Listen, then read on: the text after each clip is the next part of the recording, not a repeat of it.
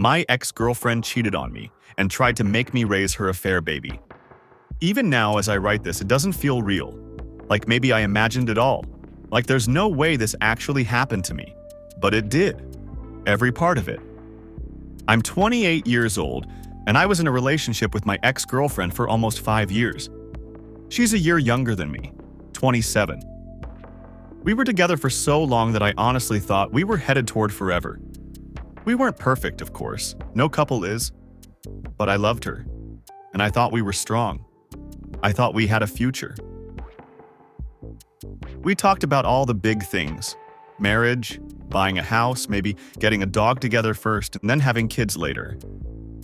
It felt like we were planning a life, our family. But then things started to feel off. It wasn't one big thing at first. It was little things that slowly started to stack up. She started staying late at work more often. At first, I didn't think much of it. Everyone gets busy. Deadlines happen. But then it became a pattern. She started being on her phone a lot more. And I don't mean normal scrolling or checking messages. I mean glued to it. She'd smile at texts but never let me see who it was. She started taking her phone to the bathroom, turning the screen away from me, locking it when she didn't used to. When I'd ask what was so funny or who she was talking to, she'd get defensive. Or she'd say, "Just a friend," and change the subject. We also started fighting more, about small things that never used to matter. Like what to watch on TV, what we should eat, or whether I was too quiet lately. Sometimes I felt like she was picking fights just to start something. I tried to talk about it, but she always had some excuse or reason to brush it off. Deep down, I think I knew something was going on, but I didn't want to believe it. I didn't want to believe she would do something like that. I loved her, and I didn't want to think she could hurt me that way. Then came the moment that flipped everything upside down. One evening, she sat me down and told me she had something important to tell me. She looked nervous. Her eyes were red like she'd been crying. My heart started racing. I thought maybe someone in her family was sick or something bad had happened. Then she said the words, "I'm pregnant." At first, I was in shock. I couldn't even speak. 1,000 thoughts ran through my head. I wasn't ready to be a dad yet, but maybe this was life moving faster than we planned. I didn't smile right away, but I wasn't mad. I reached out to hold her hand. Then she said something else that made my stomach twist. "But it might not be yours." I felt like I had been punched in the chest. I couldn't move. I couldn't talk. I just stared at her, waiting for her to say it was a joke, that she didn't mean it. But she didn't. She looked away, biting her lip, and started crying. She confessed that she had been seeing someone else, a guy from her gym. They had hooked up a few times. She swore it didn't mean anything, that it was a mistake, and that she regretted it. I didn't know what to say. I got up and walked out of the room. I just needed air. I needed space. My whole world had turned upside down in just a few minutes. After that, things got even worse. We did a DNA test when the baby was born. And just like I already knew in my heart, the child wasn't mine. Not even close. And here's where it gets absolutely crazy. You'd think she'd apologize and try to fix things. Or maybe go be with the guy she cheated with. But no.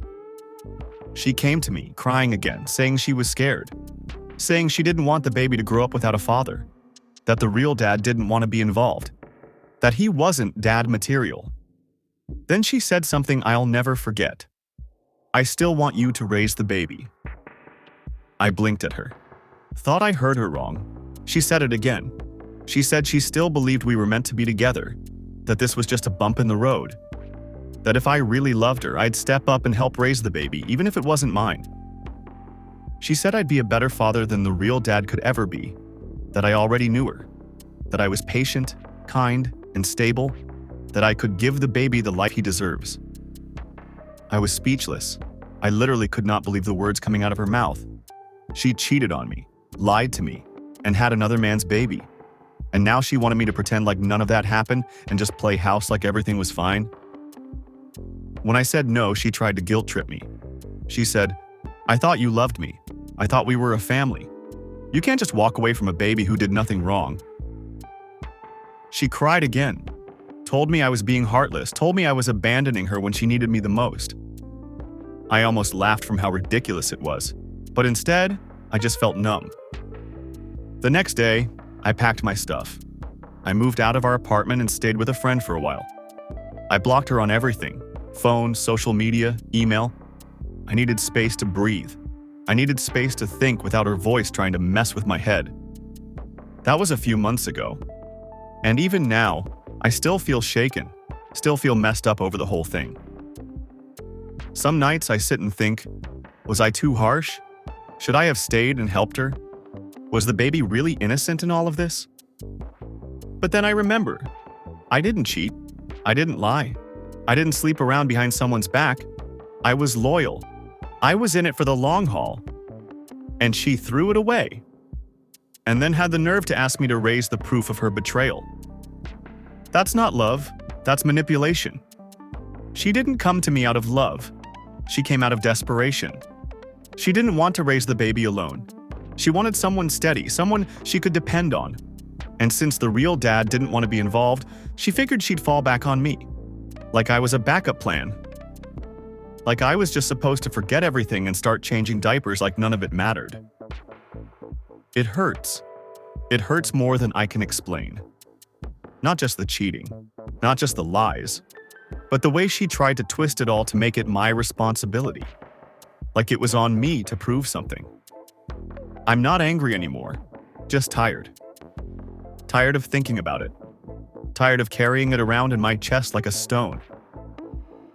I still wonder sometimes if she found someone else to help her. I wonder if the real dad ever stepped up, but I don't check. I don't ask mutual friends. I don't want to know. That part of my life is over. I'm moving on slowly. I'm working, staying busy, talking to friends more. I even started dating again. Not seriously, but just trying to get back out there. Trying to feel normal again. If there's one thing I learned from this whole mess, it's that loving someone isn't enough if they don't respect you. If they lie to you, betray you, and then expect you to clean up their mess, they don't really love you. And you don't owe them anything. Not even if you used to dream of marrying them. Not even if they cry and say they're sorry. Not even if they tell you that you're the only one who can help.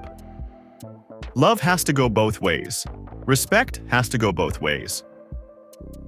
And if it doesn't, you have every right to walk away. I did. And it was the hardest thing I've ever done. But it was also the right thing.